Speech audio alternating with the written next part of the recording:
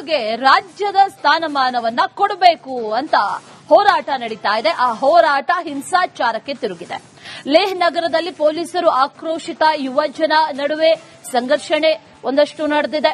BJP ಕಚೇರಿಗೂ ಕೂಡ ನುಗ್ಗಿ ದಾಂಧಲೆಯನ್ನ ಕೂಡ ಮಾಡಲಾಗಿದೆ. ಪರಿಸ್ಥಿತಿ ಸದ್ಯಕ್ಕಂತೂ ಬೂದಿ ಮುಚ್ಚಿದ ಕೆಂಡದಂತಾಗಿದೆ. ಆದರೆ ಯಾವಾಗ ಏನಾಗುತ್ತೆ ಅನ್ನುವಂಥದ್ದನ್ನ ಹೇಳೋದಕ್ಕೆ ಸಾಧ್ಯ ಇಲ್ಲ. ಅದಕ್ಕೆ ಸಂಬಂಧಪಟ್ಟಂತ ವರದಿಯೊಂದಿದೆ, ನೋಡ್ಕೊಂಡ್ಬನ್ನಿ.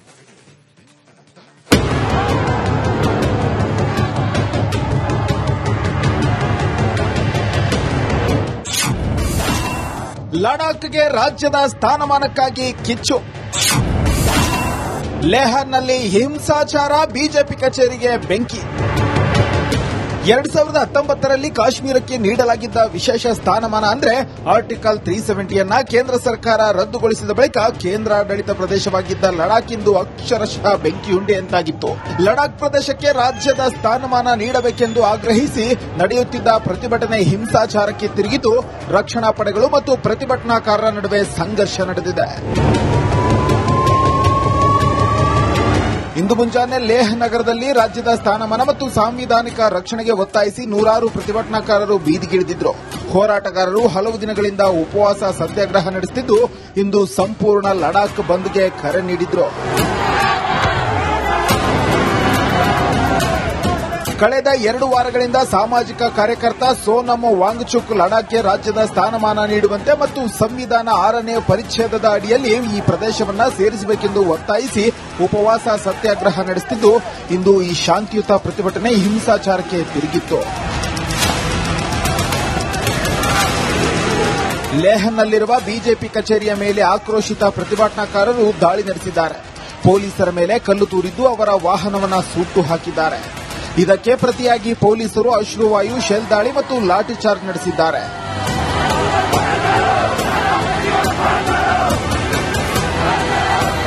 ಕಳೆದ 3 ವರ್ಷಗಳಿಂದ ಲಡಾಖ್ನಲ್ಲಿ ಕೇಂದ್ರದ ಆಡಳಿತದ ವಿರುದ್ಧ ಆಕ್ರೋಶ ಹೆಚ್ಚುತ್ತಿದೆ. ಜನರು ತಮ್ಮ ಭೂಮಿ, ಸಂಸ್ಕೃತಿ ಮತ್ತು ಸಂಪನ್ಮೂಲಗಳನ್ನು ರಕ್ಷಿಸಲು ರಾಜ್ಯತ್ವ ಮತ್ತು ಸಾಂವಿಧಾನಿಕ ರಕ್ಷಣೆಗಾಗಿ ಪದೇ ಪದೇ ಒತ್ತಾಯಿಸುತ್ತಿದ್ದಾರೆ.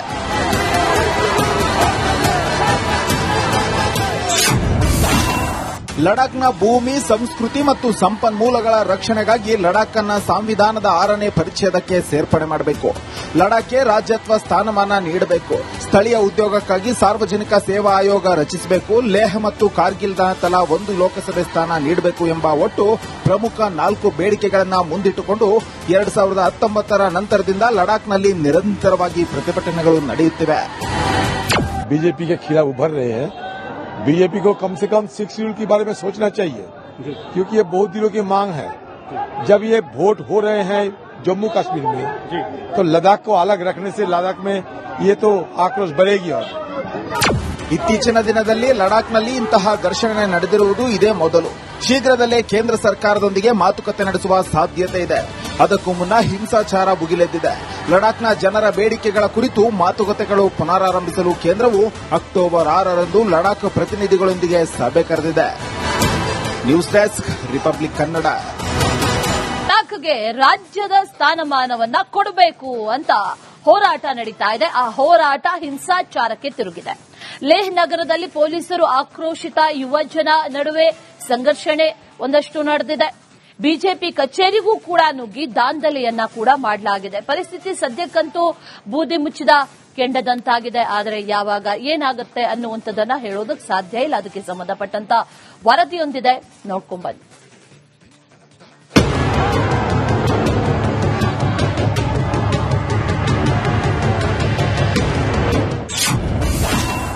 ಲಡಾಖ್ಗೆ ರಾಜ್ಯದ ಸ್ಥಾನಮಾನಕ್ಕಾಗಿ ಕಿಚ್ಚು. ಲೇಹ್ನಲ್ಲಿ ಹಿಂಸಾಚಾರ, ಬಿಜೆಪಿ ಕಚೇರಿಗೆ ಬೆಂಕಿ. 2019ರಲ್ಲಿ ಕಾಶ್ಮೀರಕ್ಕೆ ನೀಡಲಾಗಿದ್ದ ವಿಶೇಷ ಸ್ಥಾನಮಾನ ಅಂದ್ರೆ ಆರ್ಟಿಕಲ್ 370ಯನ್ನ ಕೇಂದ್ರ ಸರ್ಕಾರ ರದ್ದುಗೊಳಿಸಿದ ಬಳಿಕ ಕೇಂದ್ರಾಡಳಿತ ಪ್ರದೇಶವಾಗಿದ್ದ ಲಡಾಖ್ ಇಂದು ಅಕ್ಷರಶಃ ಬೆಂಕಿಯುಂಡೆಯಂತಾಗಿತ್ತು. ಲಡಾಖ್ ಪ್ರದೇಶಕ್ಕೆ ರಾಜ್ಯದ ಸ್ಥಾನಮಾನ ನೀಡಬೇಕೆಂದು ಆಗ್ರಹಿಸಿ ನಡೆಯುತ್ತಿದ್ದ ಪ್ರತಿಭಟನೆ ಹಿಂಸಾಚಾರಕ್ಕೆ ತಿರುಗಿದ್ದು, ರಕ್ಷಣಾ ಪಡೆಗಳು ಮತ್ತು ಪ್ರತಿಭಟನಾಕಾರರ ನಡುವೆ ಸಂಘರ್ಷ ನಡೆದಿದೆ. ಇಂದು ಮುಂಜಾನೆ ಲೇಹ್ ನಗರದಲ್ಲಿ ರಾಜ್ಯದ ಸ್ಥಾನಮಾನ ಮತ್ತು ಸಾಂವಿಧಾನಿಕ ರಕ್ಷಣೆಗೆ ಒತ್ತಾಯಿಸಿ ನೂರಾರು ಪ್ರತಿಭಟನಾಕಾರರು ಬೀದಿಗಿಳಿದಿದ್ರು. ಹೋರಾಟಗಾರರು ಹಲವು ದಿನಗಳಿಂದ ಉಪವಾಸ ಸತ್ಯಾಗ್ರಹ ನಡೆಸುತ್ತಿದ್ದು, ಇಂದು ಸಂಪೂರ್ಣ ಲಡಾಖ್ ಬಂದ್ಗೆ ಕರೆ ನೀಡಿದ್ರು.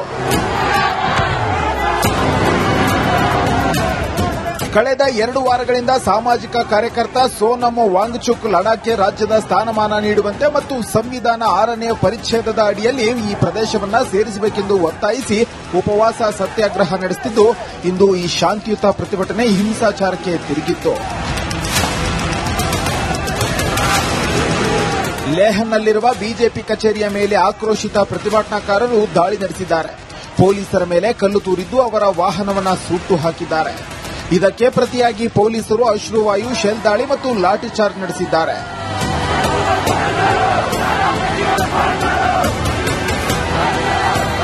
ಕಳೆದ 3 ವರ್ಷಗಳಿಂದ ಲಡಾಖ್ನಲ್ಲಿ ಕೇಂದ್ರದ ಆಡಳಿತದ ವಿರುದ್ಧ ಆಕ್ರೋಶ ಹೆಚ್ಚುತ್ತಿದೆ. ಜನರು ತಮ್ಮ ಭೂಮಿ, ಸಂಸ್ಕೃತಿ ಮತ್ತು ಸಂಪನ್ಮೂಲಗಳನ್ನು ರಕ್ಷಿಸಲು ರಾಜ್ಯತ್ವ ಮತ್ತು ಸಾಂವಿಧಾನಿಕ ರಕ್ಷಣೆಗಾಗಿ ಪದೇ ಪದೇ ಒತ್ತಾಯಿಸುತ್ತಿದ್ದಾರೆ.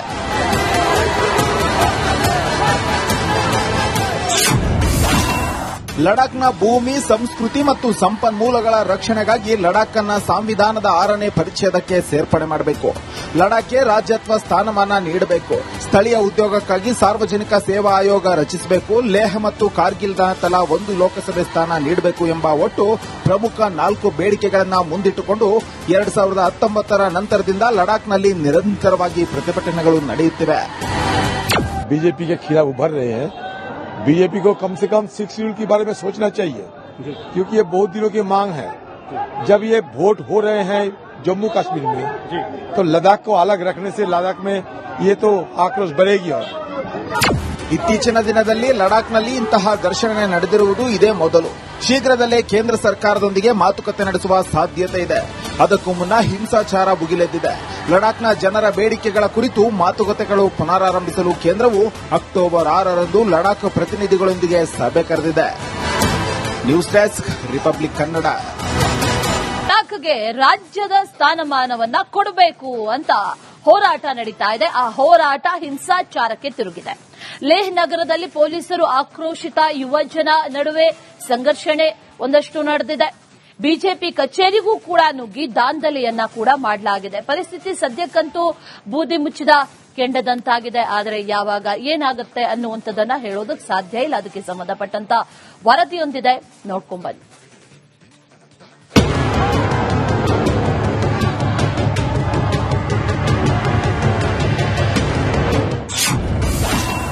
ಲಡಾಖ್ಗೆ ರಾಜ್ಯದ ಸ್ಥಾನಮಾನಕ್ಕಾಗಿ ಕಿಚ್ಚು. ಲೇಹ್ನಲ್ಲಿ ಹಿಂಸಾಚಾರ, ಬಿಜೆಪಿ ಕಚೇರಿಗೆ ಬೆಂಕಿ.